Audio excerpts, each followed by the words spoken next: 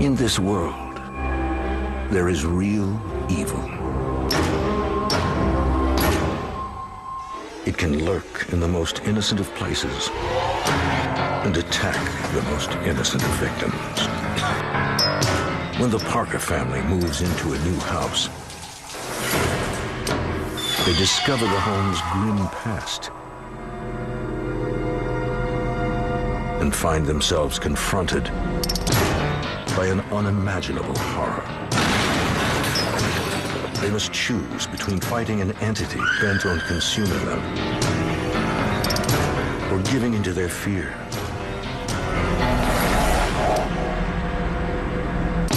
To win, they must rely on their faith and an exorcist to stop the destruction of their family from the haunting.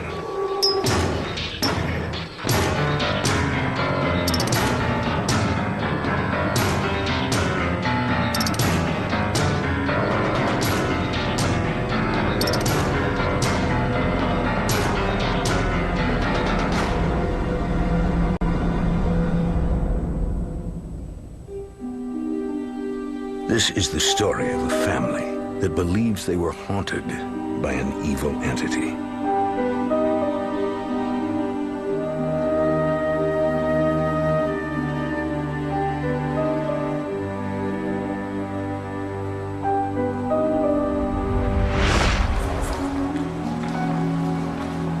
Karen Parker's oldest child, Paul, was diagnosed with cancer. He was only 14 years old.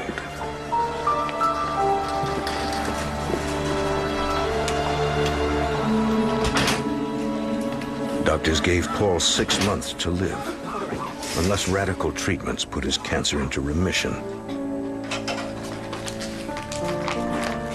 Karen was devastated. I didn't think he was going to survive the treatments.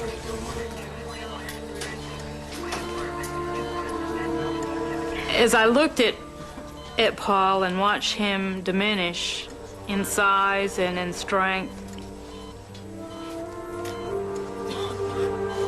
I began to realize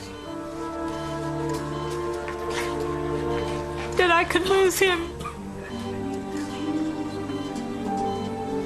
And that wasn't an option.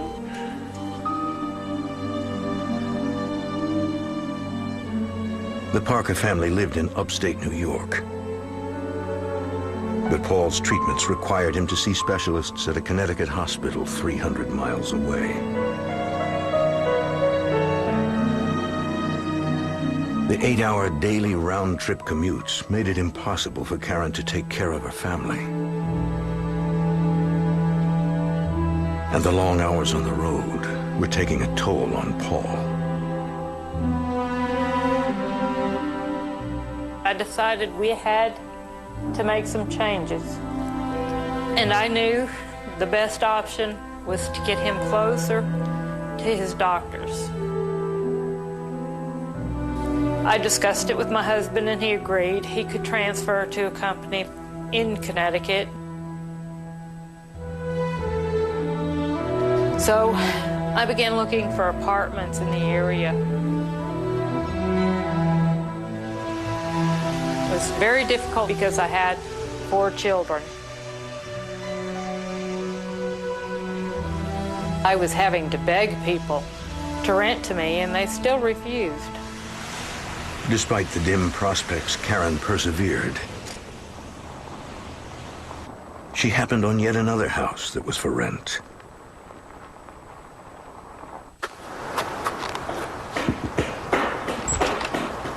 Hello?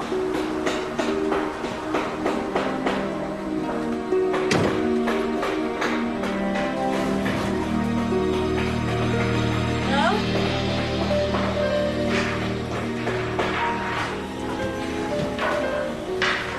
Hello?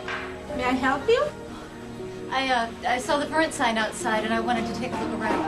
Yes, go right ahead and look. Although the interior was being renovated, the work crew allowed Karen to see the house.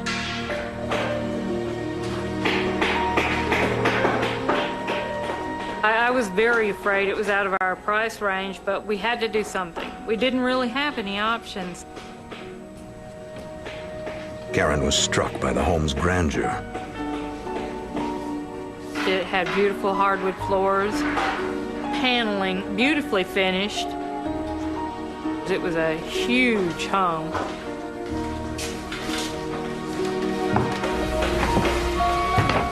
The kitchen was just big enough to cook for her large family.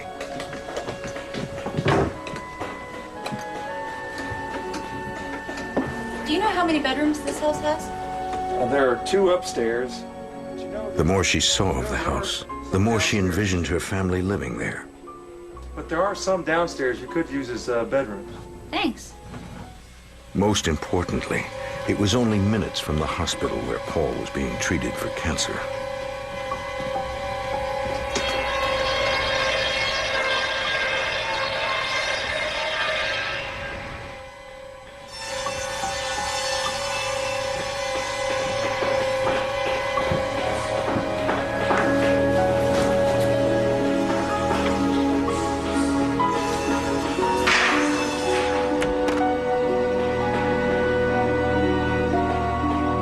I looked around the house. It had very large rooms. It was perfect.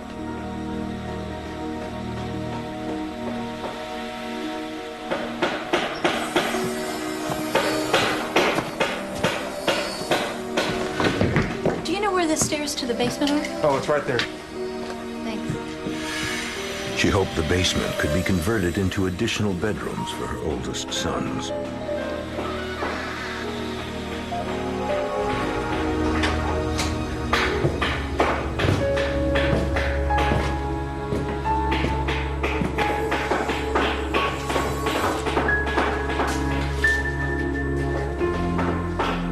I thought that it was going to be nice when they finished it. I thought it would be great for the boys to share downstairs.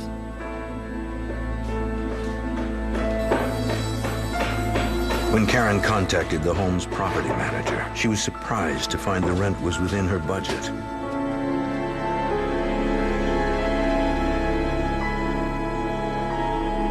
The house seemed almost too good to be true. Everyone was crazy about the idea. Getting Paul close to the hospital and his doctors was the most important overriding thought in the entire family's mind. So they were happy to be moving to Conneticut. Karen and her husband, Ed, moved a few things into their new home. It was Ed's first look at the place. The living room, dining room, kitchen, 2 bedrooms upstairs, closet in here.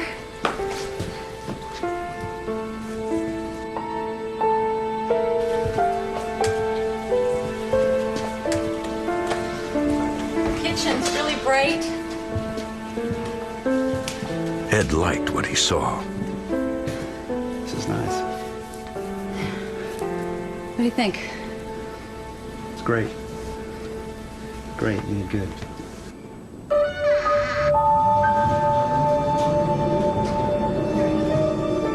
Karen was eager to inspect the basement now that it was clean.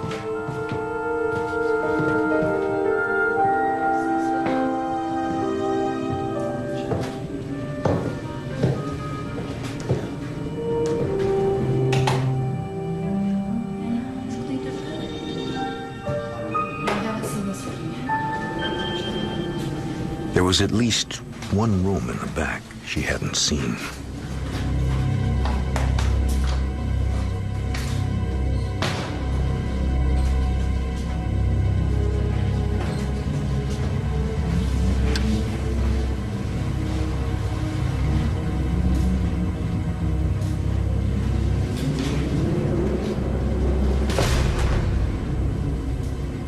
The room held clues to the home's past.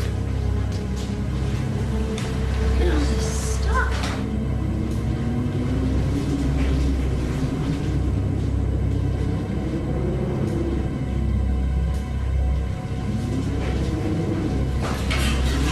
A saw and a blade or something.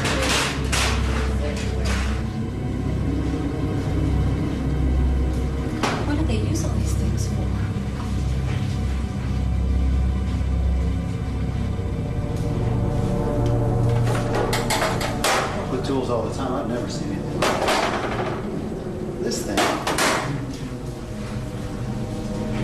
Karen, you know what this is? No. This is bizarre. Chemicals, jars. What the?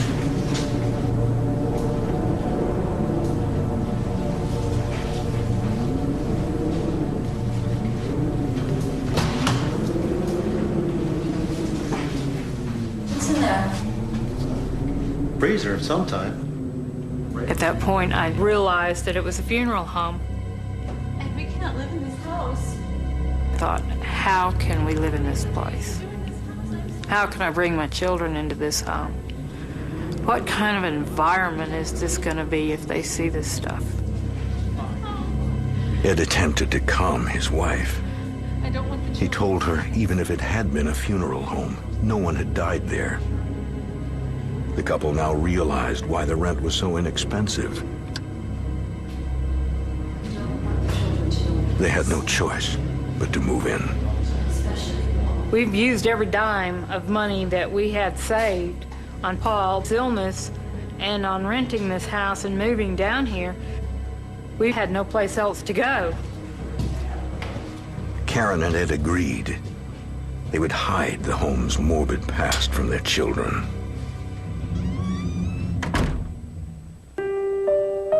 My precious Paul, as sick as he was, should not be exposed to these things. I did not want Paul to think about death at all, because he was just a child. And I didn't want him to think about his own mortality or even the possibility of his death.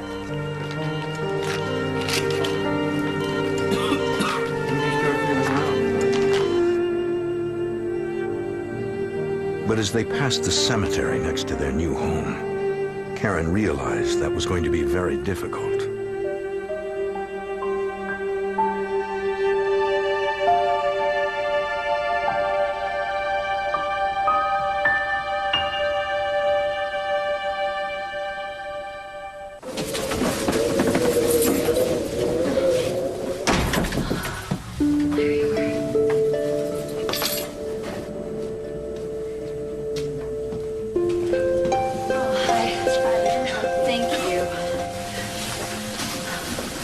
The realtor moved the embalming equipment from the basement, but left the freezer and other large items that might be useful to the family. Karen hoped Paul would warm to his new surroundings. He was walking from room to room. He was moving slow, and he was very weak and pale. I had brought him so I could mop the kitchen floor before we brought in all the furniture.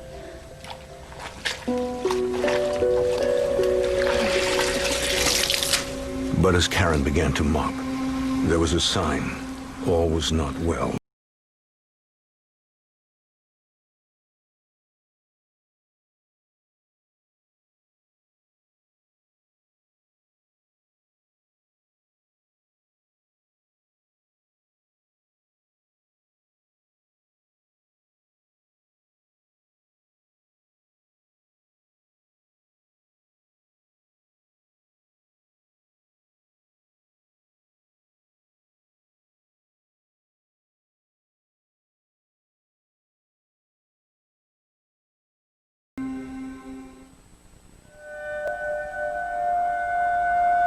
In the bitter cold of a Connecticut winter, the Parker family moved into a house that was minutes away from the hospital treating their son Paul for cancer.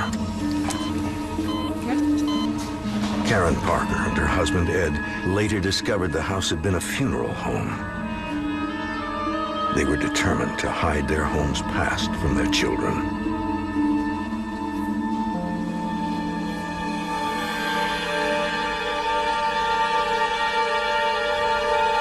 Then something happened that made that impossible.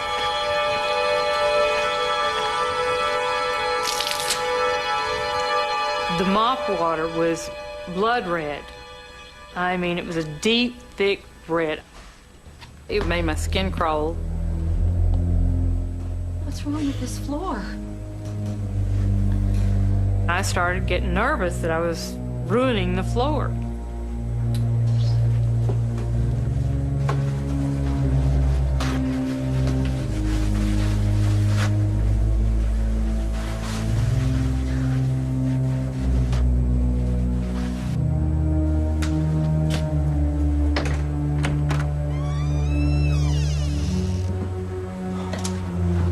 As Paul descended the basement stairs for the first time, he felt an icy chill in the air.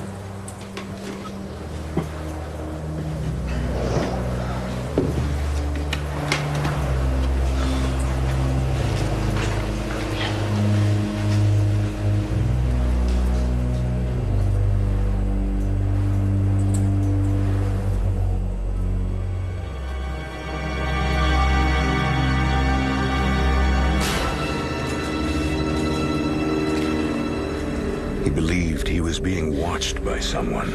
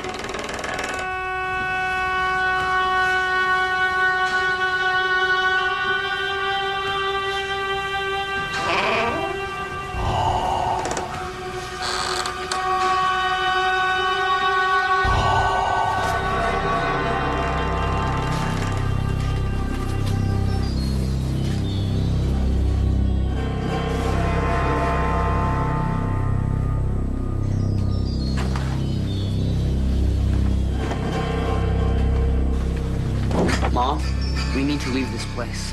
What? It's evil. He was scared to death. I want to go home. He told me of a voice that called him by name. And I thought this was an inner voice. I didn't believe he was really hearing someone call his name. And I'm looking at my boy, my sick boy, thinking, he is so close to death that he can sense that this was a funeral home. I didn't know what to think. Get your treatment so that you can get better. Swallow. We have to be here.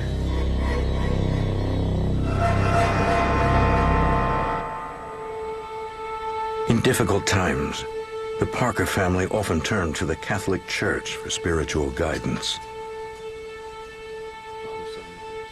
I took Paul to the priest that had married my husband and myself and asked him to do a healing on Paul. Show your mercy. Well, he put his hands on him and he prayed. Your ills. We ask this through our Lord Jesus, who healed those who believed. Amen.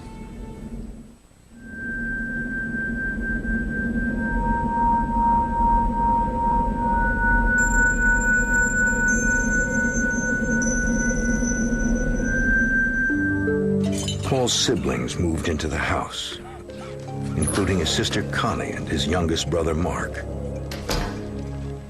This is big. It is big. Wow. You have to get a tour. There's a lot of room. Bobby was Paul's closest brother, only 2 years younger than him. Bobby. The house was huge, just about big enough to get lost in. Somehow, Paul discovered the home's secret past. Within 10 minutes of me coming in the house, my brother told me it was a funeral home, and he took me around and he gave me the grand tour of the basement area. Oh, Hey, huh? yeah. Get up on it. I'll give you a ride. All right. My brother actually had me lay down on the gurney in the morgue without telling me what it was. Kinda like at the hospital, huh? Yeah. Oh, no. Yeah, it's fine. It did freak me out real bad, but I didn't want to run because my older brother, you know, I had to look tough around my older brother. It was pretty creepy. It scared me pretty bad.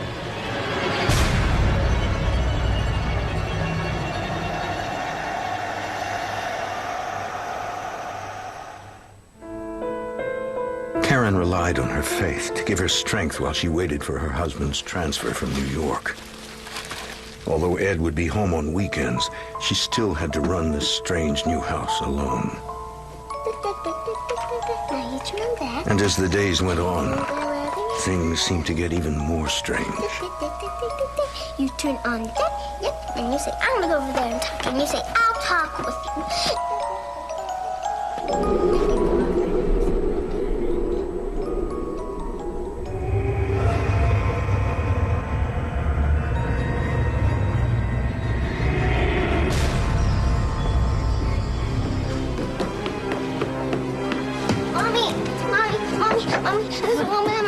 She told me that there was a woman looking at her in her bedroom.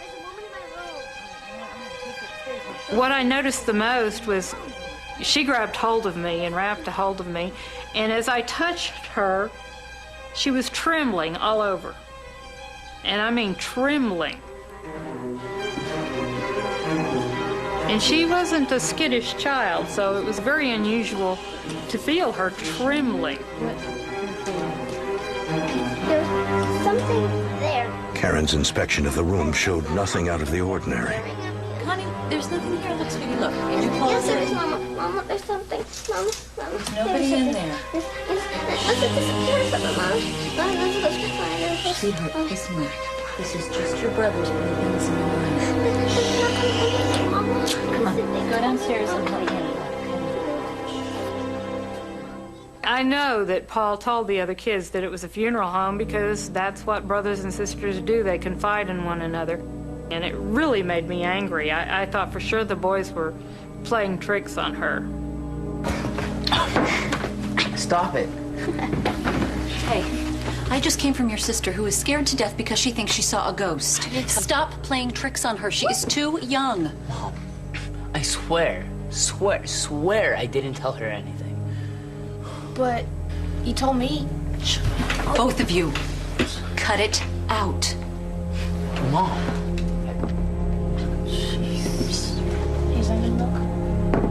Karen was feeling the stress of running the household alone. Her only peace came at night when the kids were in bed.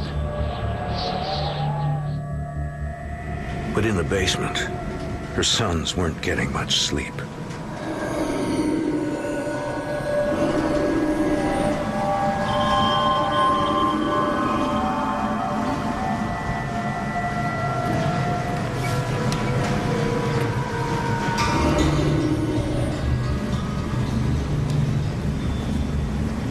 You could see something moving around, and we thought it was shadows at first.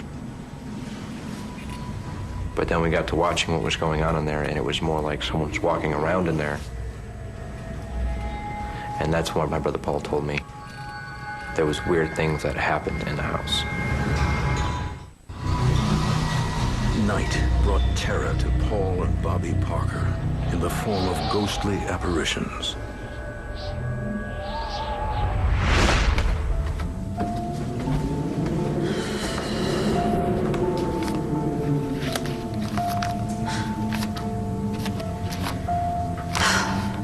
By morning, the boys had moved out of their basement bedroom and were camping out in the living room. What are you two doing in here? Mom, we saw a guy in the basement. He was in the lab. And it was really dark and we couldn't see him. This is last night? Yeah. How did he get in? I don't know. I don't know. He was just there walking around the lab. Honest. Yeah, we both saw him. Well, I'm gonna start charging rent if he hangs around. He was there. Okay. Honest. There was a man in the basement.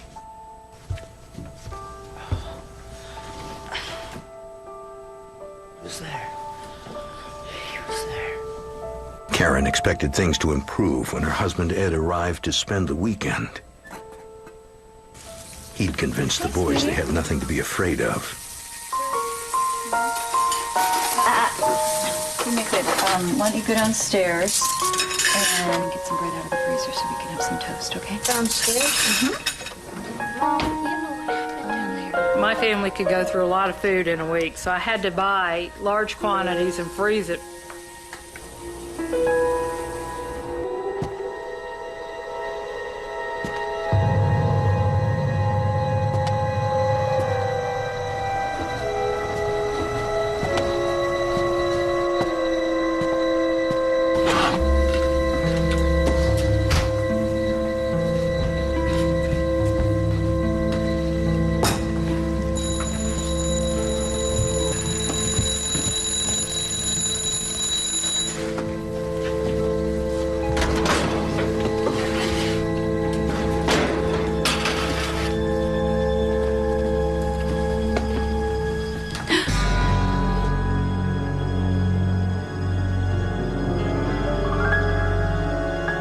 I thought I was losing my mind. I know I set the table, but the dishes weren't there.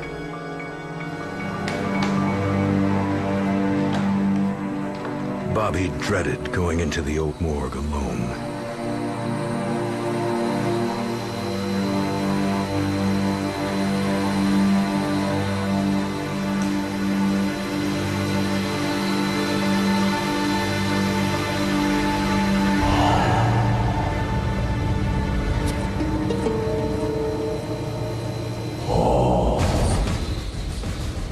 I knew there was something definitely going on in the house because you'd see things and you'd hear things. Mom, I just heard a voice down in the basement calling for Paul. Where's the bread? In the freezer. Mom, I don't want to go down there.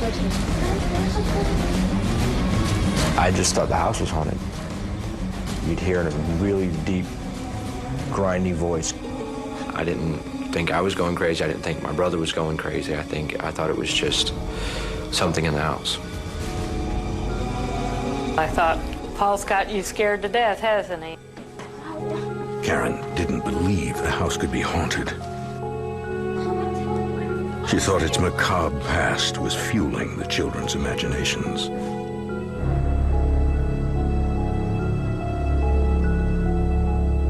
I didn't believe in ghosts. I believed in the spirit world, but I didn't believe that it could interact with our world.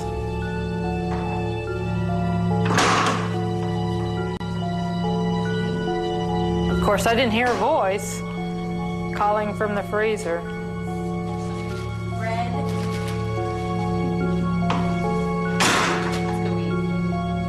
And I kind of teased Bobby about it. And he was adamant that there was a voice that called Paul. Karen's husband, Ed, arrived later that morning to spend the weekend. Look, kids, I know about the stories about the house, okay? With the kids Because you already moved in, gossiping about the home's past, doesn't mean that it's haunted or there's anything scary here, okay? Ed and Karen acknowledged they were living in a former funeral home. Okay. But they said it was no reason for the house to be haunted. That's right. It's just a house. It was a house before it was a funeral parlor. And it's just a house now. That's all. We saw a fly in the basement, though. We did. I saw him too. We did. You can't argue with two people. Look, it's a new place, a new environment. Take some time to get used to it. Okay? Are you done eating? My husband was pretty much of the same mind I was, that there was nothing real in these stories and that we had to find a way to put a stop to them and get the children to stop being afraid of the house. Ed asked Paul to set an example for his brothers and sisters and not fill their heads with ghost stories. Okay?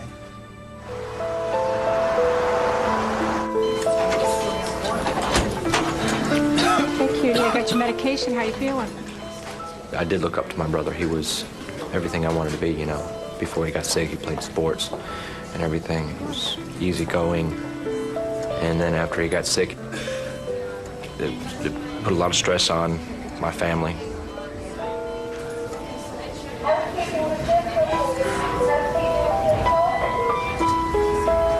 Paul's daily cancer treatments slowly drained the family's resources.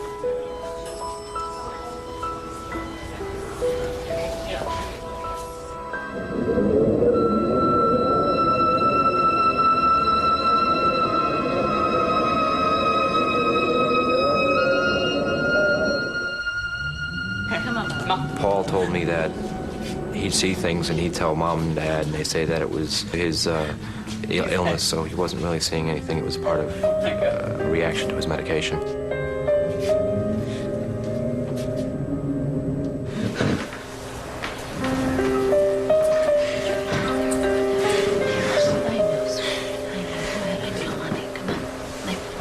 His mother thought his mental health was deteriorating.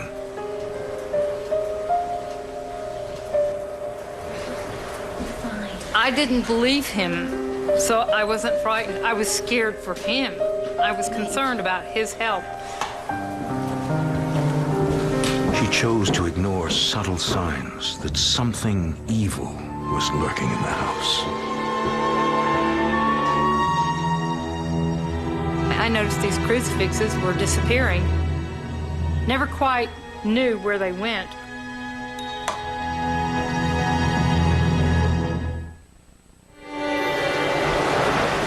At night, the Parker children reported seeing ghostly apparitions in a house they knew was a funeral home. They were frustrated when their parents didn't believe them.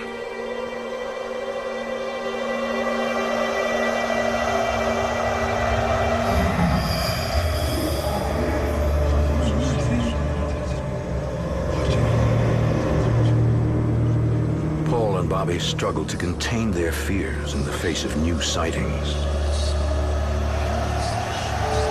It looked like they were looking through papers. They were picking objects up, putting objects down, talking amongst each other, and it sounded like four guys whispering, but you could still hear them talking. We didn't say anything.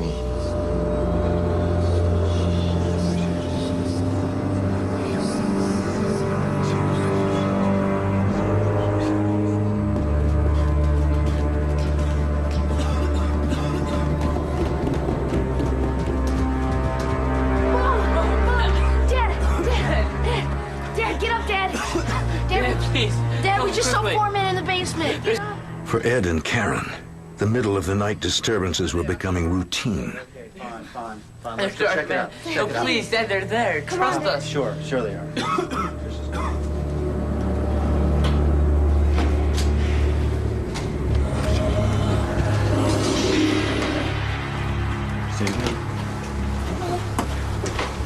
Down here.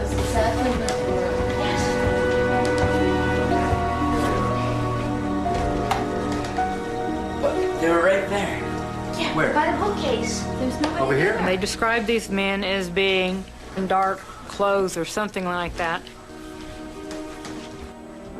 I went from room to room looking for these Right men. in this corner. I don't see any. I don't know what to tell you, sweetie. There's no one down there. Ed was determined to prove no one could have gotten inside their house. So they checked the doors, they checked the windows, and everything was locked up tighter than a drum. There was no way anybody could have gotten in the house. It was just a dream.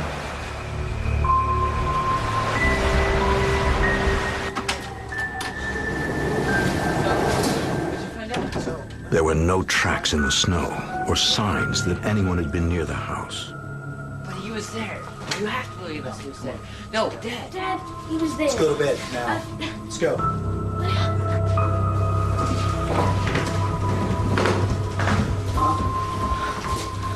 They were here, all of them. Ed was weary of being woken up on a nightly basis. It's been a long night, okay? Long night. Get to bed, both of you, now. It was upsetting that they didn't believe us. Bed, now. Karen, You don't understand. get to bed, now. Now.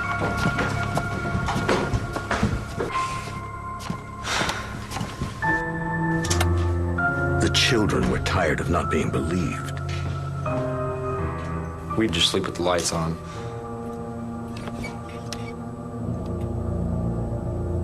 When something happened to one of us, we'd tell everybody because we needed someone to hear us, to let us know we weren't crazy. So we'd talk amongst ourselves, and that way you don't feel like you're crazy because it's not just happening to you. That's where we got our strength from, was each other, because our parents didn't believe us.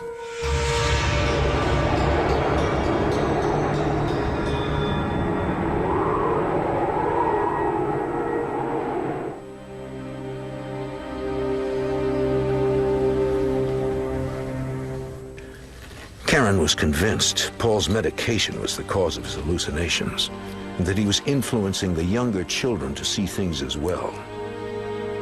The next office visit I had with his oncologist, I asked him about it. He said that there was no chance of him having hallucinations or delusions with the medication he was on. It's not a psychotropic drug. You have to look somewhere else for that. The doctor's answer was troubling. If it was the medication's fault, Paul's behavior would make sense.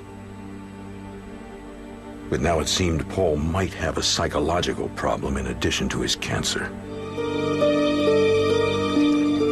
The possibility of yet another medical crisis was too much for Karen and Ed to bear. At that point, him and I both were working all the hours we possibly could, and the medical bills was staggering. I mean, there was 2-inch stack every day in the mail. Ed was stunned by the latest electric bill.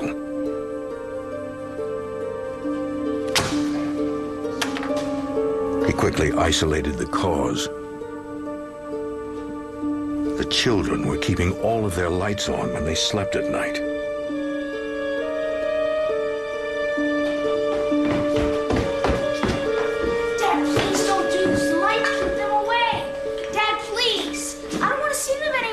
Paul's ghost stories caused Ed and Karen to lose sleep.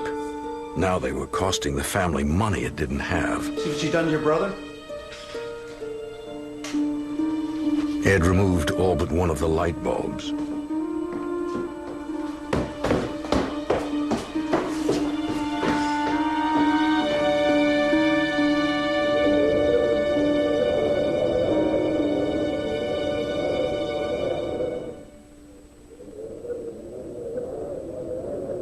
The lights that used to bring them relief now brought them new horror.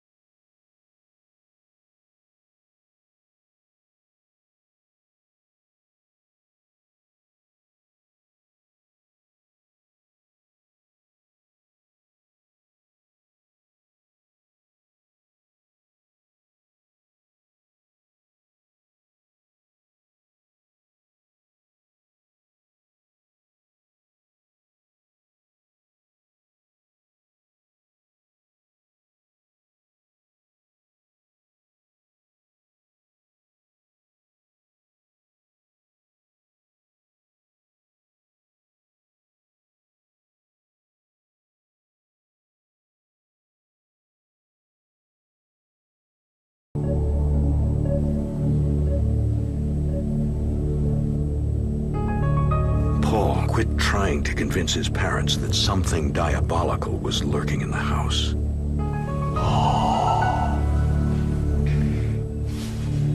He decided to confront the voice that haunted him.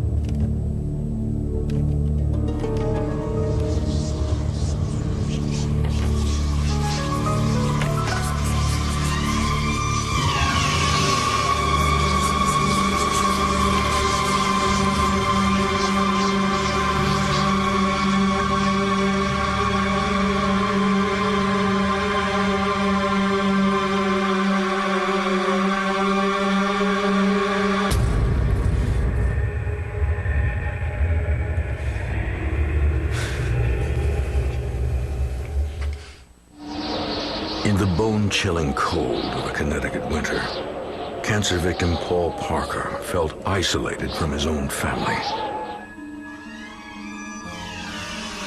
His parents refused to believe he was being tormented by evil spirits.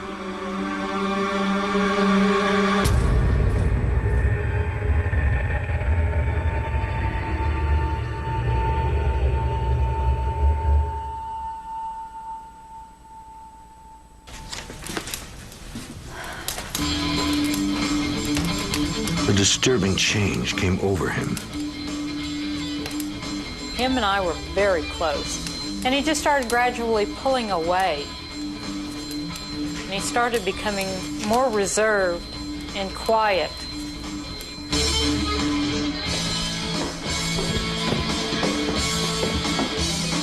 He insisted on his own bedroom and no longer feared sleeping alone.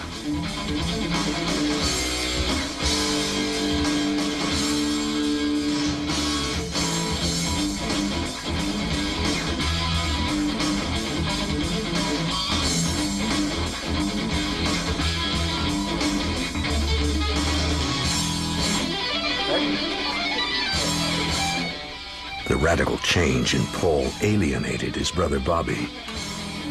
He started wearing a lot of dark clothing, didn't talk to me as much. He just went downhill.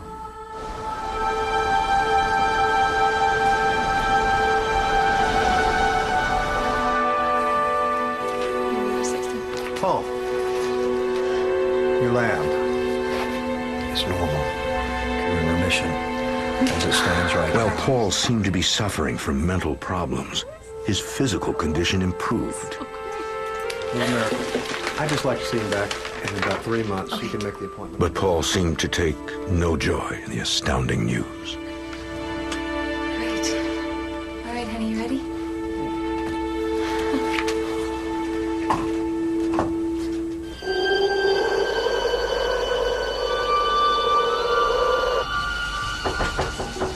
With Paul's cancer no longer a crisis, Karen took in her first house guest since moving into their new home.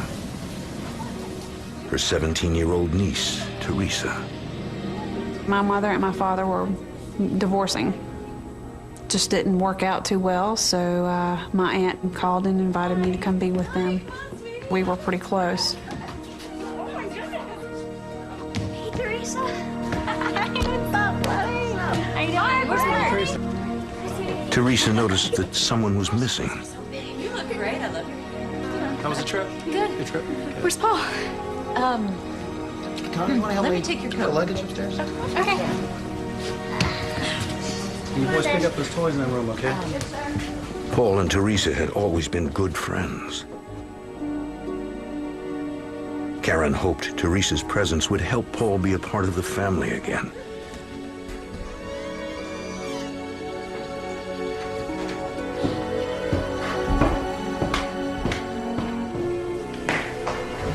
Paul.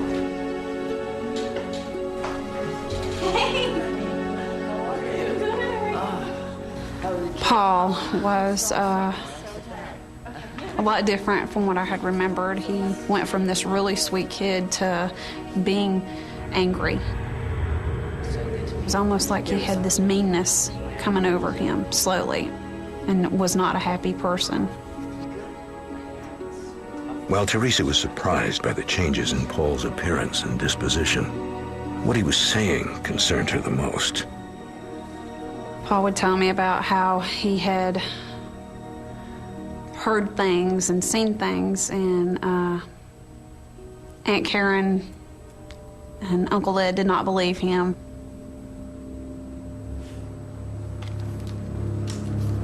Okay. To my own flesh and blood. He felt alone. He said it never got better, it got worse. And it went from, I heard this thing scratching on my door to this thing won't leave me alone. He's at my bed every night and he's talking to me. He would talk bad about his mom and dad and would talk bad about his little brothers and sisters, and it would tell him to go do bad things to them. The look in his eyes that you would see, it didn't seem like it was him. He was just not himself. I know what the problem is in this house. You are. You're so blind you don't even know what's going on in this house. I know what's going on. How can you say that? It was like suddenly hate was a part of the household.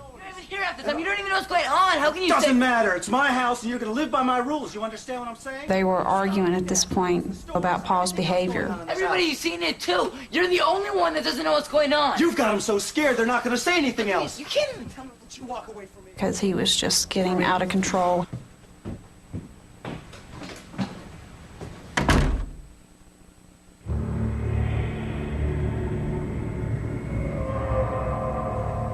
This demon got stronger and meaner to him every time it came to him. Paul got to where he couldn't leave the room. He couldn't talk back. This demon would tell him, go upstairs and do something bad.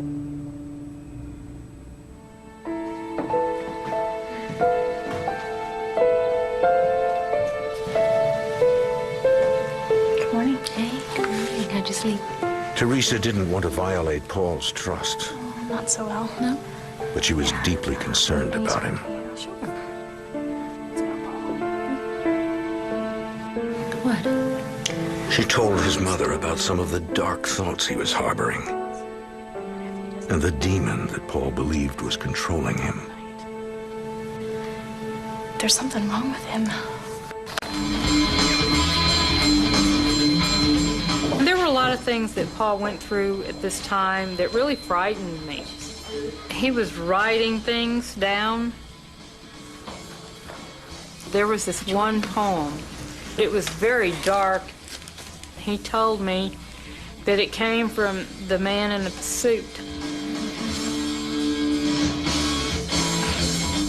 Karen worried that Paul's obsession with the macabre was a result of his facing his own mortality at such a young age.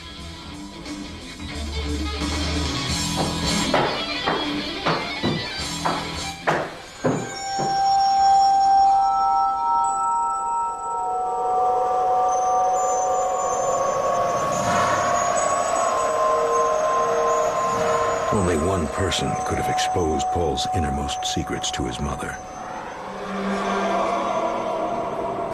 Teresa. Paul could see these people walking around that were dead and buried. And they were all in our basement.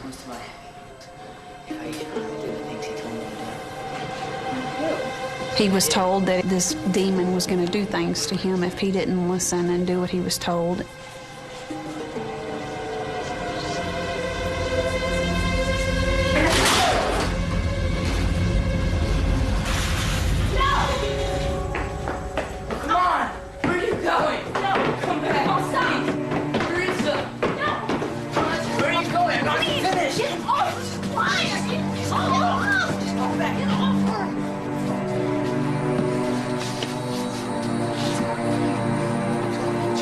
Our relationship started to disintegrate at that time. I didn't trust him anymore.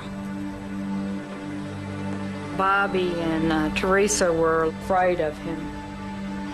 His temper was flaring and he was unpredictable. I felt uncomfortable in the house, and I felt there were bad things in there, and I needed something. So she gave me rosary beads. I slept with it as a necklace, as strength, because when you held these rosary beads, there was so much comfort in them.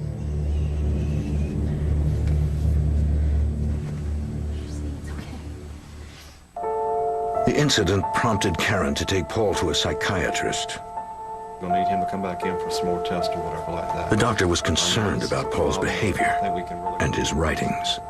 You know, so, He suggested further counseling and therapy. Karen agreed. 4 or 5 more times, you know, we can go ahead and get this settled or whatever like that. And so,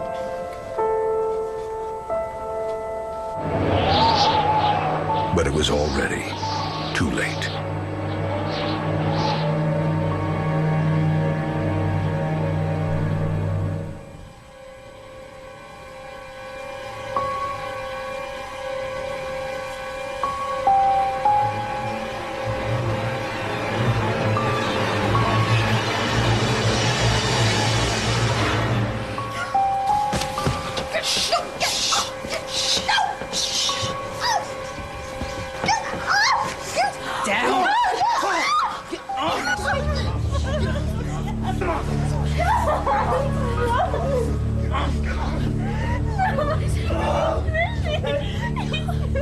Paul was removed from the house because of how violent he became. And everybody thought he went crazy because he was off the deep end. And then the ambulance showed up, and he started crying and saying, well, where am I going? Where are they taking me? And they put him in an ambulance and took him away. Get him off of me!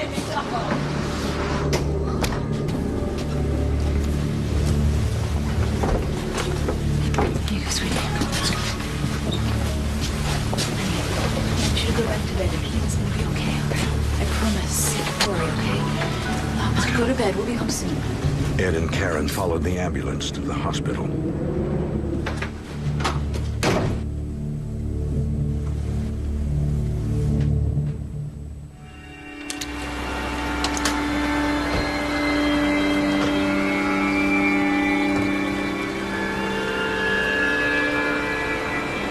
Paul issued an ominous warning to his parents.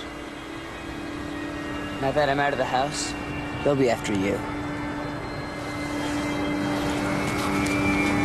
He warned me that things would get worse now. It made me kind of afraid that my son's mind was never going to be normal again.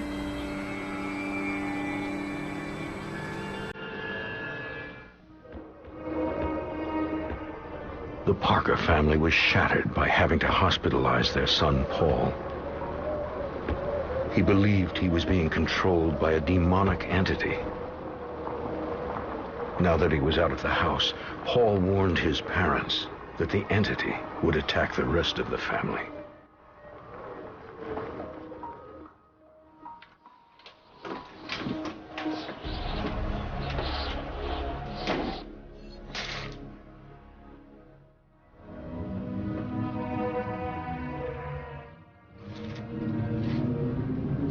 Ed? The water basin's missing from the wall.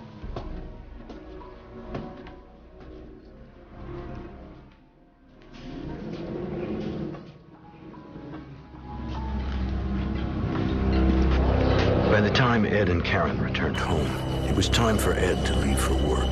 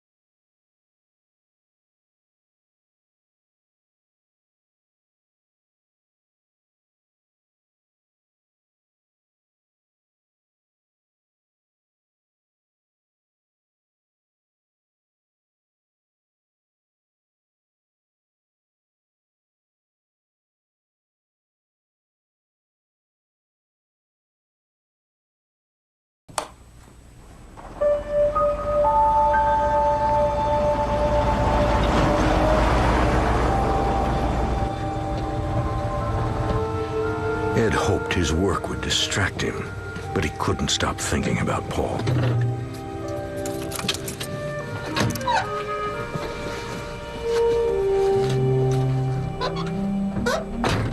He worried about his wife being home alone in such an emotional state, and what his children and his niece Teresa had seen.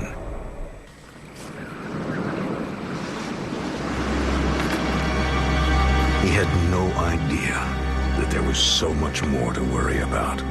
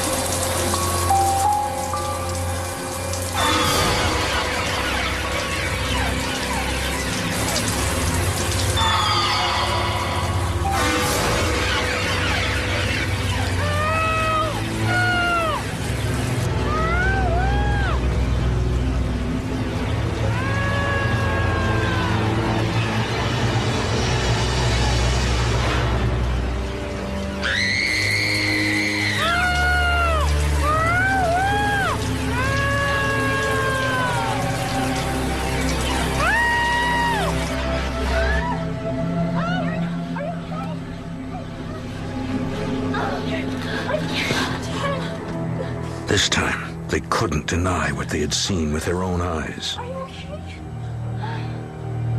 It was a horrible situation. It was just so frightening. I didn't think I was going to get out. All I kept thinking is, this is not happening. This is in my mind, you know, I'm going crazy.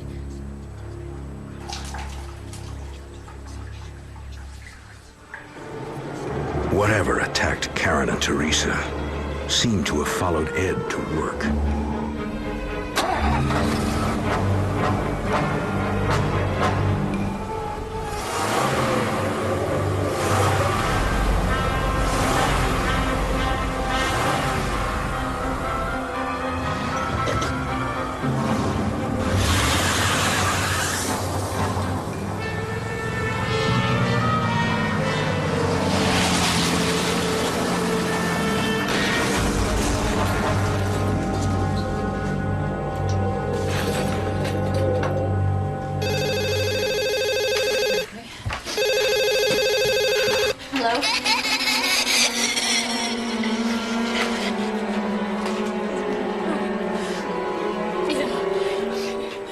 I did not know how to handle this, and I could not protect this child who needed me to protect her.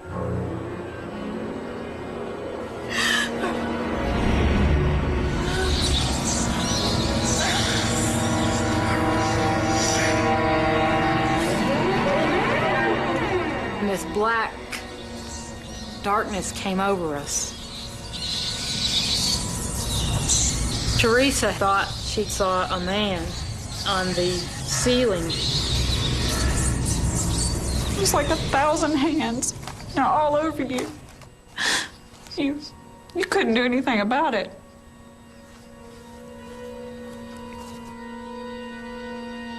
Aunt Karen was being attacked too. And she knew, you know, it was finally the whole house.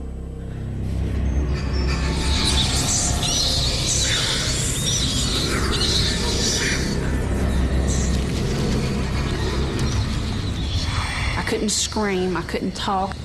And I had my rosary, and it literally lifted up off my head, just levitated up in the air.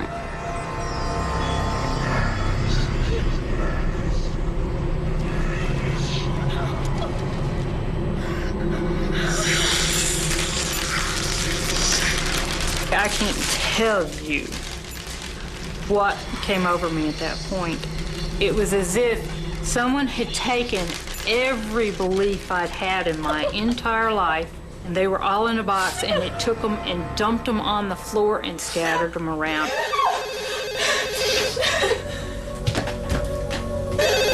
Hello. Go ahead. And you don't even know what's been going on here. Itself through my office. What? Yes, into my office. I've got the keys in my hand. The Parkers now feared the entity would follow them wherever they went. No. They agreed to call their priest for help.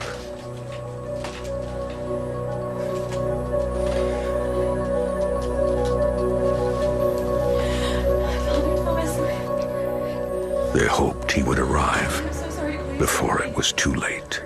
We have something happening here.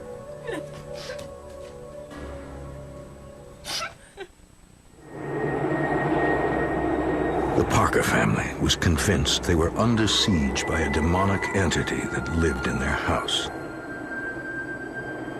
They called their priest and hoped he would arrive before it was too late.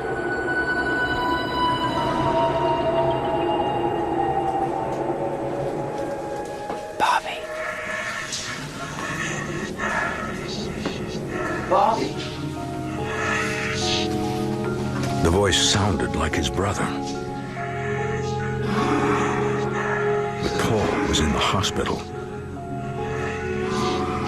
Paul?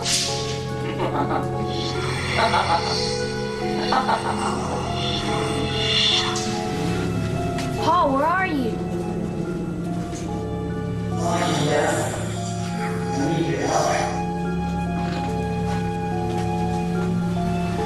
Paul?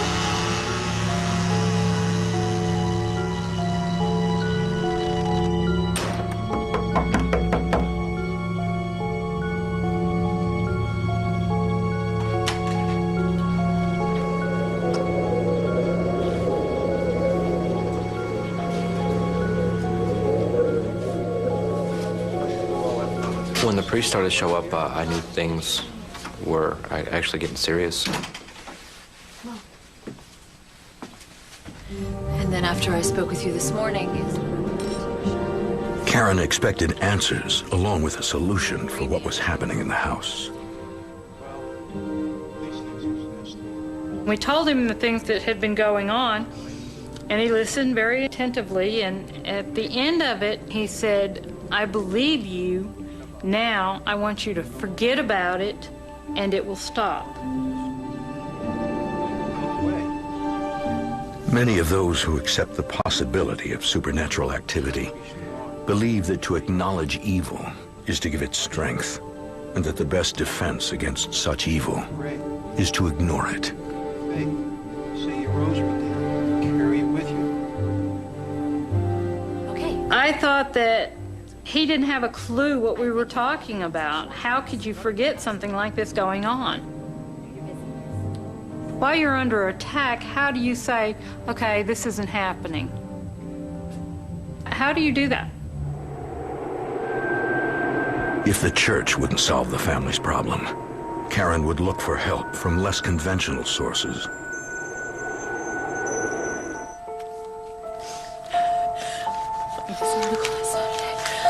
Weeks earlier, she saw an article about a husband and wife team of demonologists. She discounted it at the time, but now she was desperate.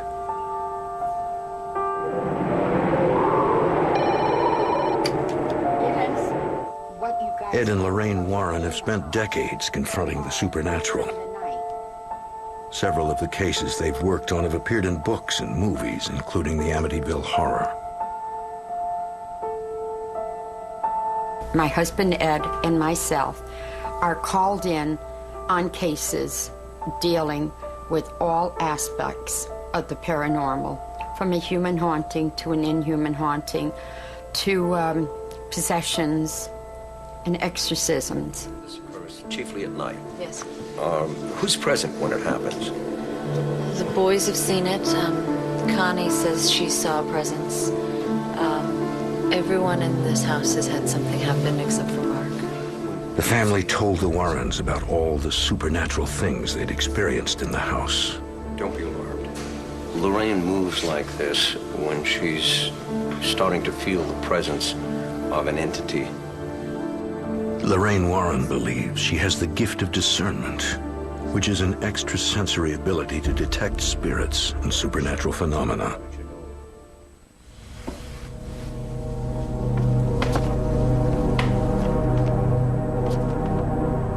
She was immediately drawn to the basement. When I got downstairs, it was just horrible. The infestation was very, very bad.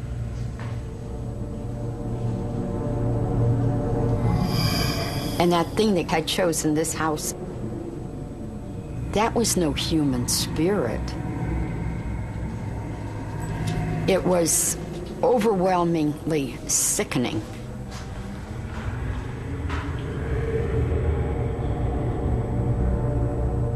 They considered that we had a doorway straight to hell in our house, and it was in the basement, and you couldn't see it, but physically could feel it.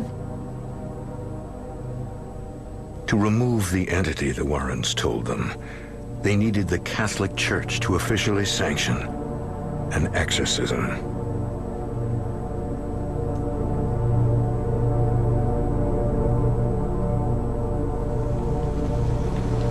According to Michael Cuneo, a professor of sociology and anthropology at Fordham University, the type of exorcism the Parker family needed is rarely performed. He's the author of the book American Exorcism. True believers in exorcism will believe that, tend to believe that it's individuals who first and foremost are the targets of possession. But there's also a widespread belief that that physical properties, physical domains, houses, cottages, offices, and even individual rooms in houses can be infested or infected somehow by demonic presences. To help convince the church an officially sanctioned exorcism was needed, the Warrens contacted their chief researcher, John Zaffis. For the researcher end of it, it's very important to go in there to be able to get these things documented. Filming things, seeing things happen, get the voices documented on your audio tape, witnessing these things, so they have the evidence at hand to be able to determine whether an exorcism will be necessary. The Warrens' research team literally moved into the house to record evidence of supernatural activity. They relied on video, audio, and other sensing equipment to record their evidence. It was very important for us to actually move into this home. It was an emergency situation. Everybody in the home was exhausted. Nobody was sleeping. Everybody was petrified to sleep. They needed someone there to explain some of the things that were going on, why these things were happening, and what they could do to relieve some of the things as they were going on. To prevent the entity from isolating any one person and attacking, the Warrens recommended that everyone stay together at all times.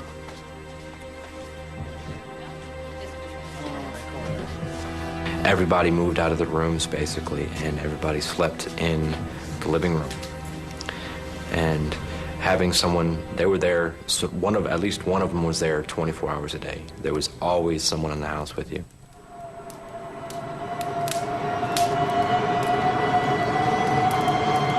With Paul out of the house, the entity now had to choose the next most vulnerable person.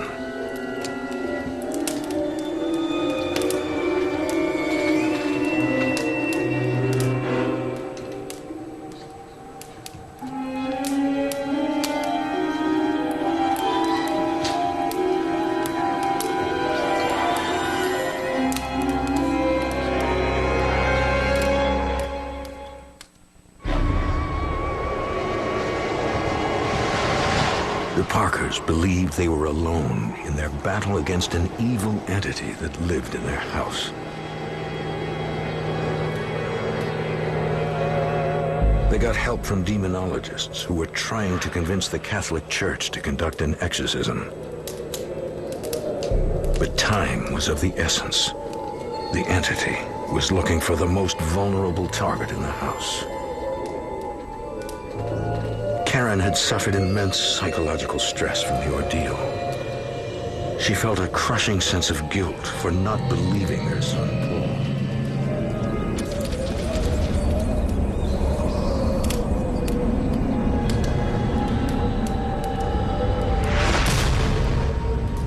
My neck swelled and my face contorted.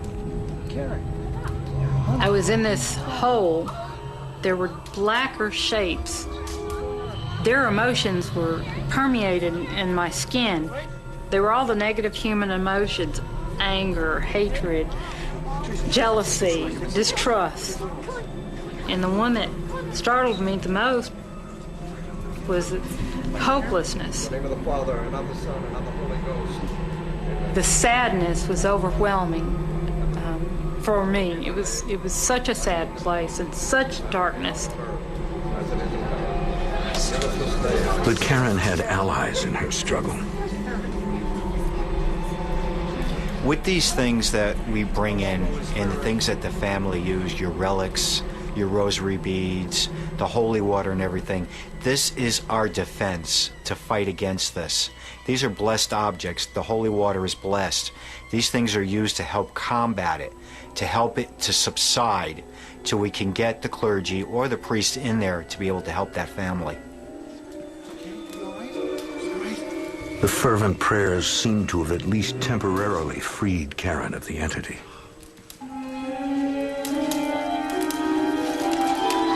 When I got back to my body, they said I'd been gone for 8 hours.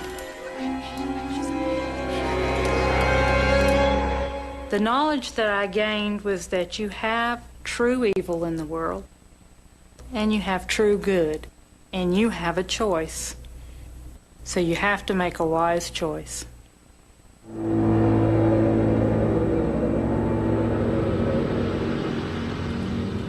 The researchers stayed with the family until they had enough evidence to obtain a church-sanctioned exorcism. They got little rest. Researchers had mattresses that they were laying on, and you could see them breathing. They had a pulse, then a heartbeat. I don't know why it made mattresses breathe or why it made them vibrate. I guess just to get your attention, like a spoiled child. John Zaffis had investigated dozens of paranormal incidents. But he had never encountered a demonic possession as strong as the one in the Parker home. Even those experienced felt vulnerable. How do you fight something you can't see? How do you fight something you can't grab? You can't go up to it like most of us would with our families to try and protect them. Can't see it. How do you fight it?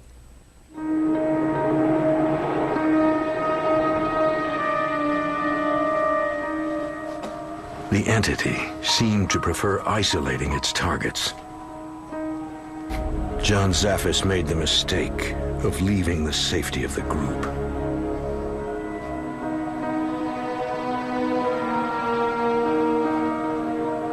When I was jotting down the events from the day, it started getting very cold.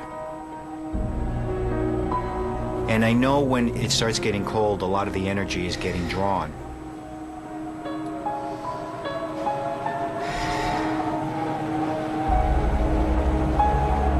At that point, I started calling for anybody in the house. I was calling for the children. I was calling for the parents. Nobody was responding to me.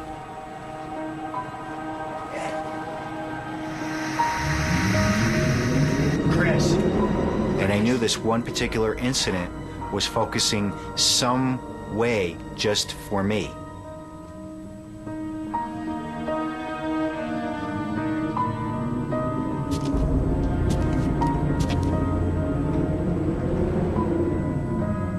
What I seen, what I experienced that night, I don't think I'll ever forget.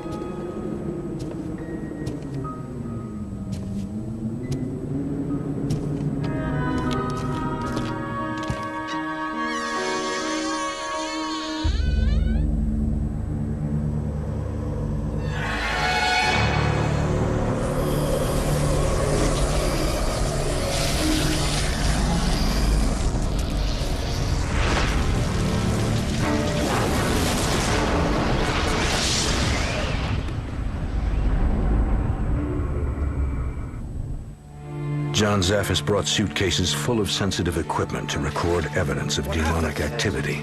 What I believe was a full-form demon. But all he needed were his own 2 eyes. Very shaken at this point. The terrifying experience was forever seared into his memory. I would not go back onto that case and left the house. Did I get scared? That was the most scared I've ever been. I have never witnessed something since then to that degree and that intense. I'm going to be taking a few days off. This was too much. Ultimately, only one authority had to be convinced by the Warrens' methods. According to Michael Cuneo, it was the most skeptical one of all. The Roman Catholic exorcism ritual is one of the only, perhaps the only, religious ritual in the world where the practitioner is counseled to adopt a posture of incredulity. In other words, the priest-exorcist, while undertaking investigation, is supposed to do this from a position of skepticism. Rather than assuming that demons and evil spirits are present, the priest-exorcist is supposed to assume that they're not present.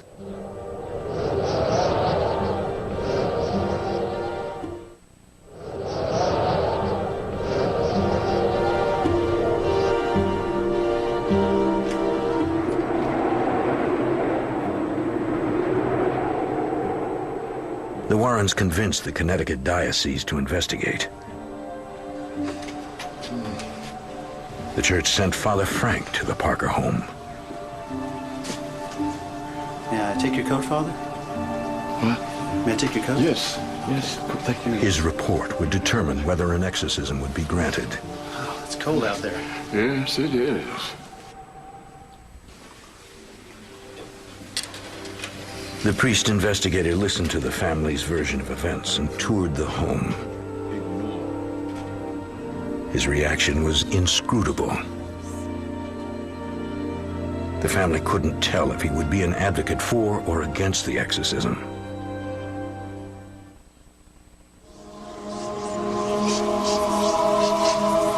Father Frank presented his findings to his superiors. Although the church declined to be interviewed for this program, it did ultimately grant an exorcism for the Parker family. Save us from illness and drive away the forces of evil. Protect us. Father Richard would perform the exorcism. Make us worthy to enter the kingdom of heaven.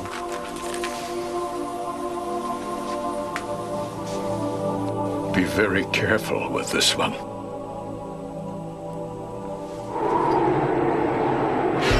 Father Richard's first step was to cleanse the house.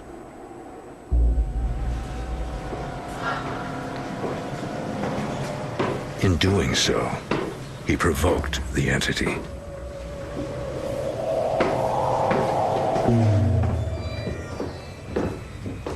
When Father Richard was downstairs in the boys' room, I could see a point on the back of the shirt, and it got pulled away from his skin.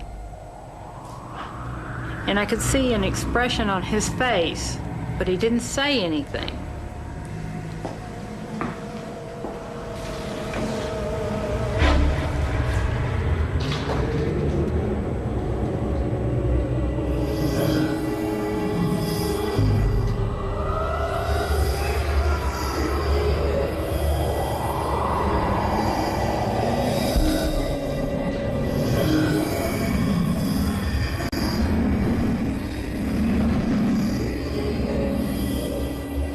Rather than acknowledging the evil and giving it strength, Father Richard tried to ignore its provocations.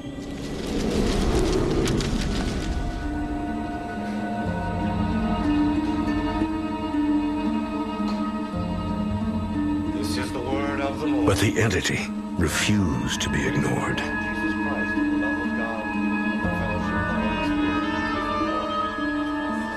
For the exorcism to be successful, the supernatural presence would have to be confronted with the faith of the priest and those in the room.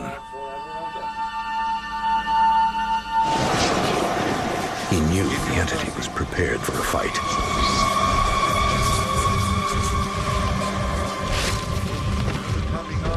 We were engulfed in evil all around us, and that it was going to take a higher power to get rid of it. The more they prayed, the more they seemed to provoke the demonic presence. Do you reject Satan, father of sin and prince of darkness?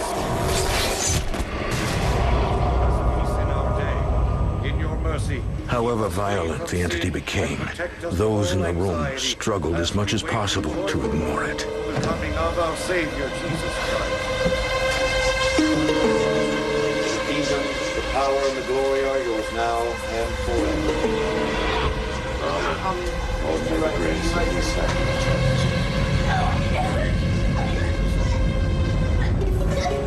Help us to weigh the sins of... I was off the ground, and I was being choked by this huge force. I mean, I literally wasn't touching the ground at all. All I remember is not being able to breathe.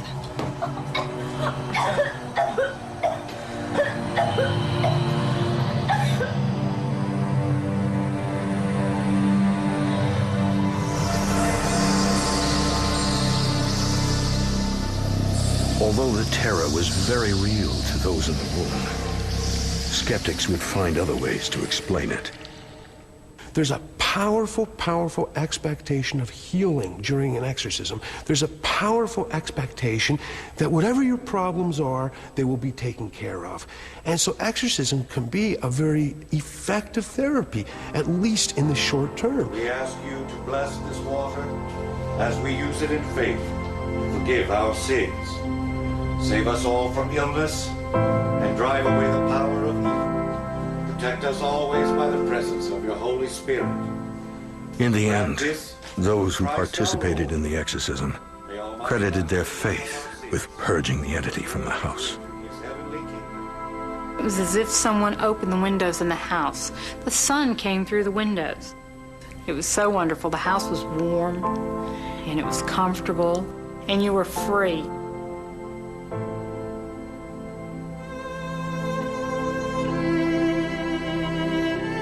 You knew you didn't want him to stop praying. You didn't want it to end. You wanted just to stay in that peace, because finally, after 9 weeks, you know, of fighting and hitting and being hit and touched, that it was gone. You knew it was gone. What really happened in the Parker house is open to interpretation. To the believers, the exorcism was an unqualified success. The demonic spirit had left the house. Hey, Mom, where do you want these? Yeah. Oh, sweetie, put them at the front.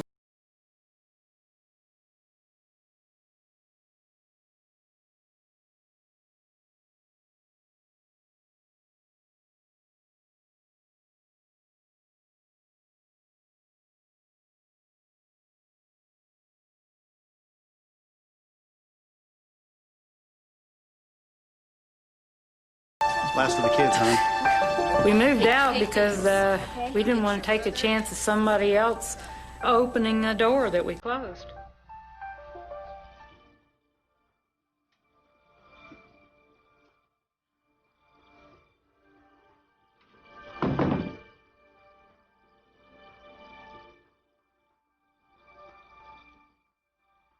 It's a chapter of our life that everybody feels that is done, and it's in the past.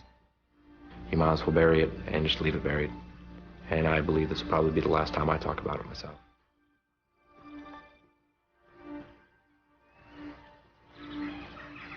Paul was released from the hospital in the spring.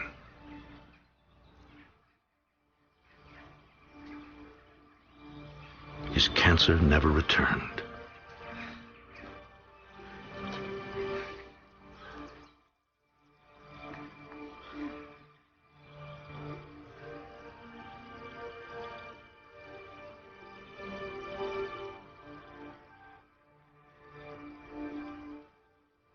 family has moved forward with their lives, but still feel tormented by the horror they endured so many years ago.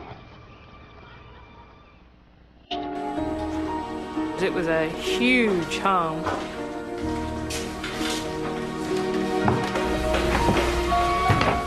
The kitchen was just big enough to cook for her large family.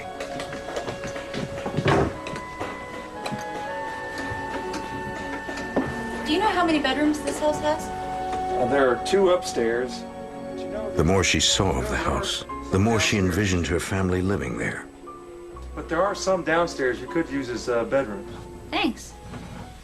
Most importantly, it was only minutes from the hospital where Paul was being treated for cancer.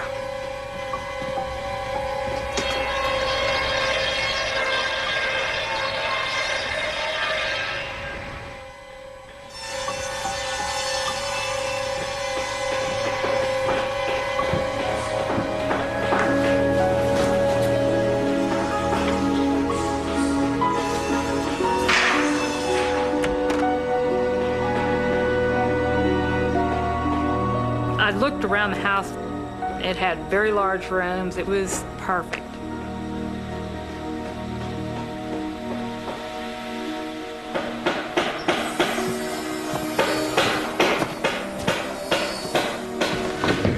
Do you know where the stairs to the basement are? Oh, it's right there. Thanks. She hoped the basement could be converted into additional bedrooms for her oldest sons.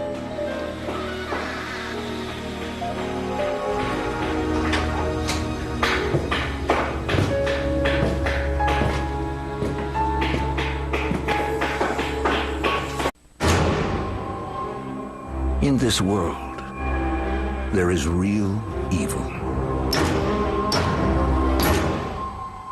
It can lurk in the most innocent of places and attack the most innocent of victims. When the Parker family moves into a new house, they discover the home's grim past and find themselves confronted by an unimaginable horror. They must choose between fighting an entity bent on consuming them or giving into their fear.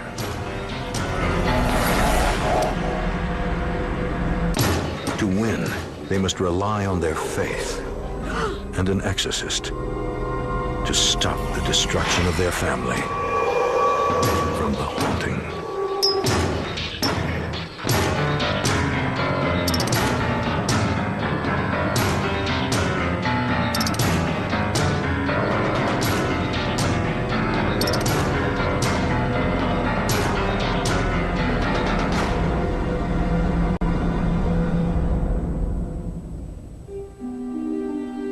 This is the story of a family that believes they were haunted by an evil entity.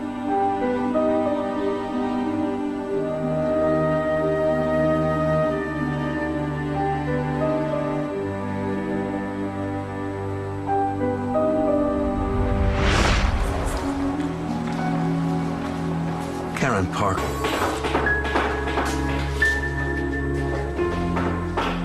I thought that it was going to be nice when they finished it. I thought it would be great for the boys to share downstairs.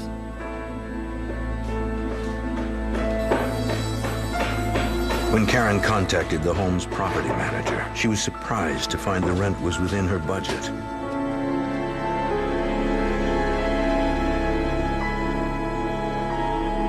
The house seemed almost too good to be true.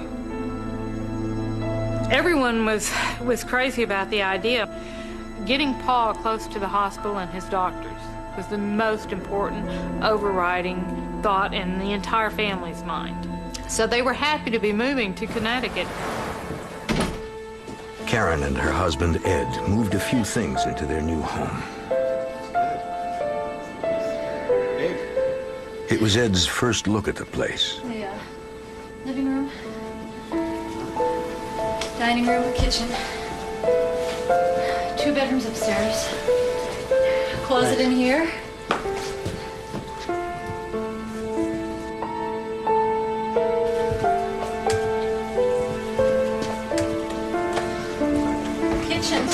great? Ed liked what he saw. This is nice. What do you think? It's great. Great, you did good.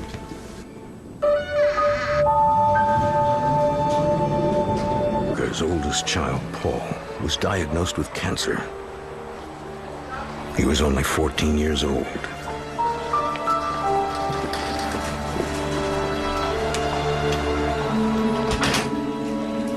Doctors gave Paul 6 months to live, unless radical treatments put his cancer into remission.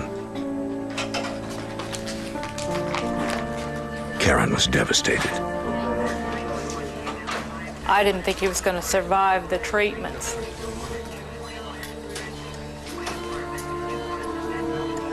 As I looked at Paul and watched him diminish in size and in strength, I began to realize that I could lose him. And that wasn't an option.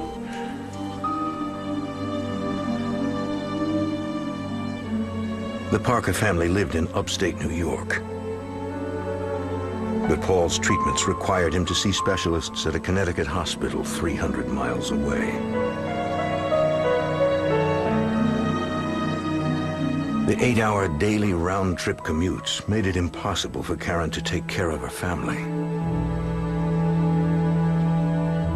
And the long hours on the road were taking a toll on Paul. I decided we had to make some changes. And I knew the best option was to get him closer to his doctors. I discussed it with my husband and he agreed he could transfer to a company in Connecticut. So I began looking for apartments in the area. It was very difficult because I had 4 children. I was having to beg people to rent to me, and they still refused. Despite the dim prospects, Karen persevered. She happened on yet another house that was for rent.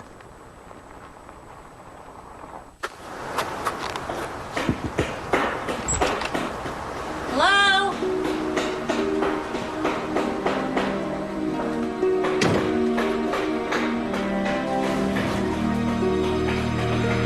Hello?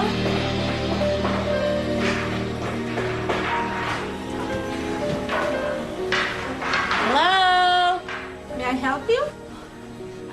I saw the print sign outside and I wanted to take a look around. Yes, go right ahead and look around. Although the interior was being renovated, the work crew allowed Karen to see the house.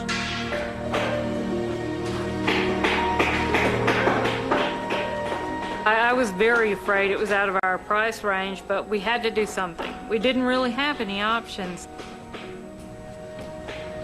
Karen was struck by the home's grandeur. It had beautiful hardwood floors, paneling, beautifully finished.